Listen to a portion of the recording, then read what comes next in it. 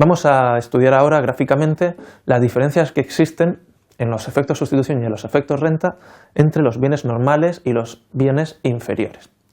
El efecto sustitución siempre tiene el signo contrario a la variación del precio. Si sube el precio de un producto, pues el efecto sustitución hace que yo quiera menos de ese producto que de los demás productos, porque este producto se ha encarecido relativamente respecto de los otros. Los otros productos se vuelven más atractivos que este. Este producto se vuelve menos atractivo que los demás y me lleva a sustituir este producto por cantidades adicionales de los productos alternativos.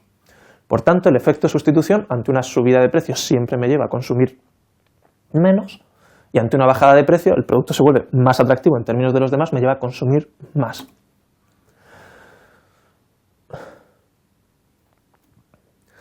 Sin embargo, el efecto renta no tiene que moverse siempre en la misma dirección. Para ciertos productos el efecto renta se va a mover en una dirección contraria a la de la subida del precio, y para otros productos el efecto renta se va a mover en la misma dirección que la subida del precio. Esto depende de si los bienes son normales o inferiores. Como sabemos, los bienes inferiores son bienes en los que el consumidor, cuando disminuye su renta, quiere adquirir más, o que cuando aumenta su renta quiere adquirir menos. Son bienes normalmente de baja calidad. Bueno, pues el efecto renta para estos bienes va a mover la demanda de los bienes en el mismo sentido que la variación del precio. Si suben los precios, el efecto renta va a hacer que queramos adquirir más de un bien si es un bien inferior. ¿Por qué? Porque esa subida de precio equivale a una pérdida de poder adquisitivo. Si el bien es un bien inferior, esto me lleva a querer consumir más de dicho bien.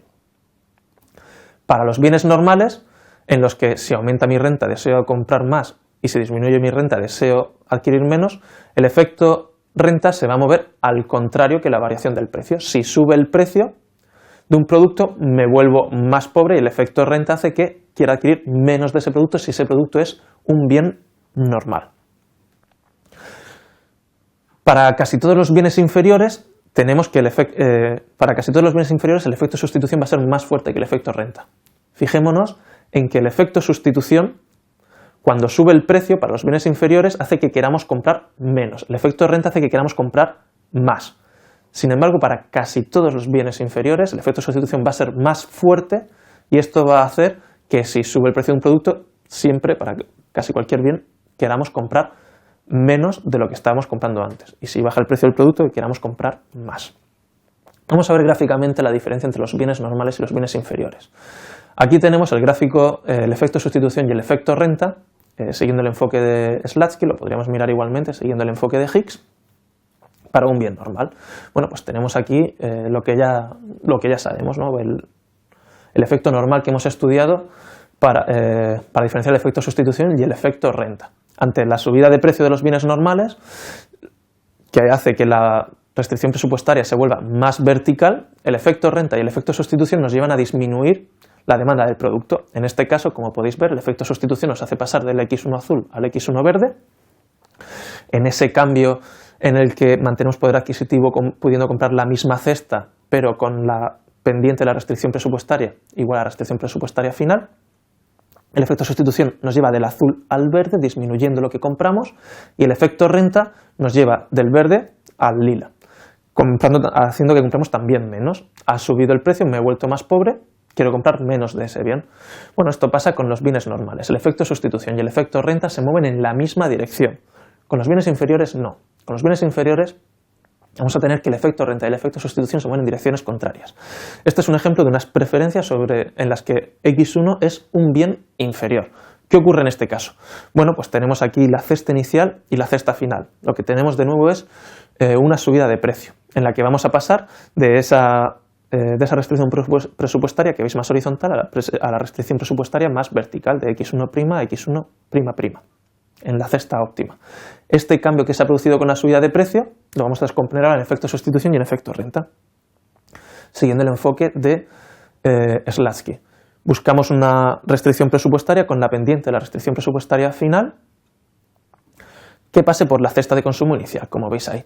Y en este caso, si veis cuál es el óptimo del consumidor con esa restricción presupuestaria, veis que queda a la izquierda de la cesta final. Esto es lo que ocurre con un bien inferior. En la cesta intermedia, cuando cambiamos los precios relativos pero mantenemos el poder adquisitivo. Si veis el óptimo se desplaza mucho hacia la izquierda, y cuando vemos el cambio entre la restricción presupuestaria roja, la restricción presupuestaria final, la que está más a la izquierda, como veis estamos descendiendo poder adquisitivo, los precios relativos se mantienen, pero los precios relativos se mantienen, la pendiente se mantiene, únicamente reducimos la cantidad de cestas que podemos adquirir y pasamos a consumir más de X1. El efecto sustitución en este caso, pues como antes, nos lleva del azul al verde. Nos lleva a consumir menos. Como siempre, una subida del precio de un producto hace que por el efecto sustitución queramos menos de ese producto y más de los demás productos.